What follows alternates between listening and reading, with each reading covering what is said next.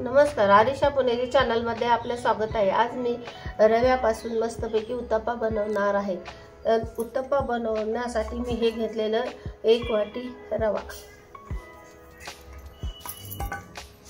त्यासाठी हे दही अर्धी वाटीच्या वरती मी दही घेतलेलं आहे। हे दही मी ह्याला दोन्ही मिक्स करून मी भिजत घालणार आहे। थोडंसं लागलं तर वरून मी त्याला पाणी घालणार आहे।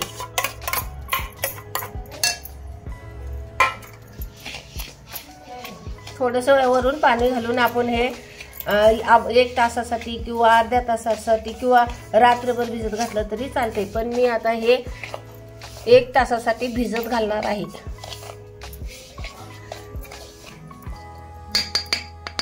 थोडं पाणी घालायचं म्हणजे चांगलं भिजले।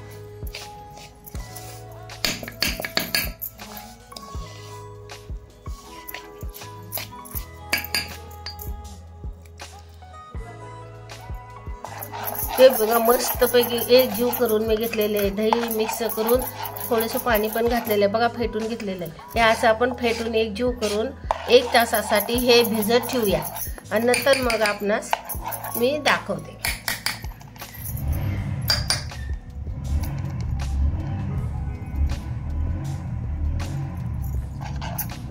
टाकून 1 तासासाठी ठेवते।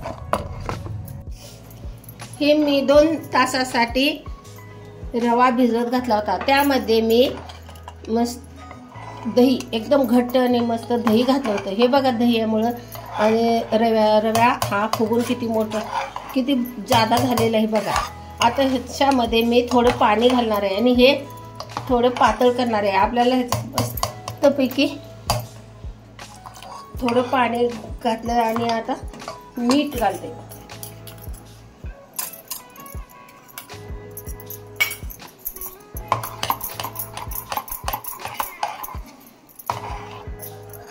सगळं पीठ मी मिक्स करून घेतलेलं आहे। मीठ घातल्यानंतर अजून मिक्स करून घेतलं। ह्यामध्ये मी इनोचे 1 पॅकेट घालत आहे,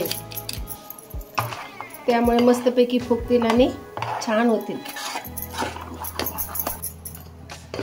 मी आता घालायला सुरुवात करणार आहे। त्यासाठी मिरची आणि कांदा एकदम बारीक करून मी घेतलेला आहे।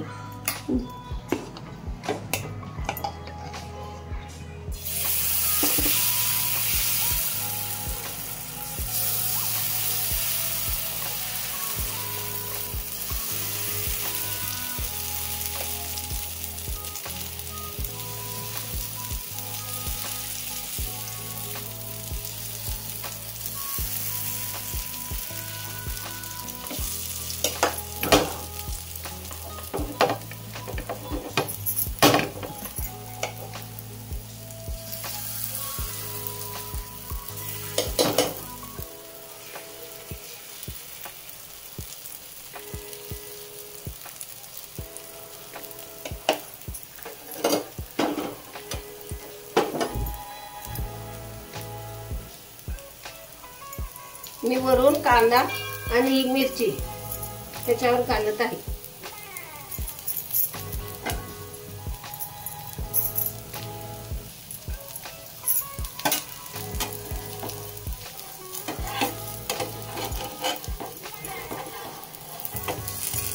पीठ एकदम छान झालेलं आहे बघा।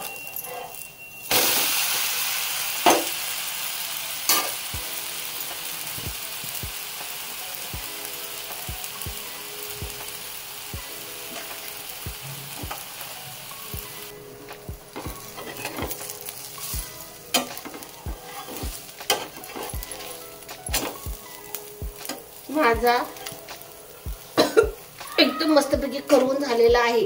आता घालत आहे।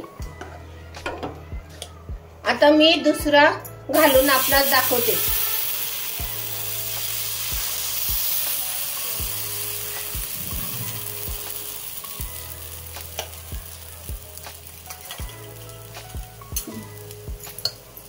दुसरा मी एकदम लहानसाच घातलेला आहे, मोठा नाही मी घातला। मोठा घातल्यानंतर शेकण्यास खूप वेळ लागत आहे, भाजून लवकर निघत नाही।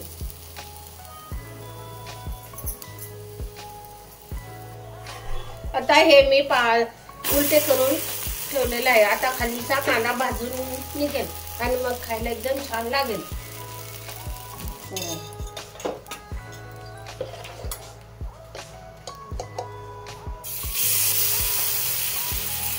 आता मी हे आता हे घातलेलं आहे. आता हे सगळे झाल्यानंतर मी आपणास नंतर दाखवते.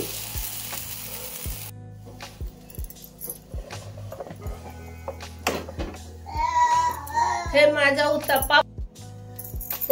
उत्तप्पा बनवून तयार झालेला आहे.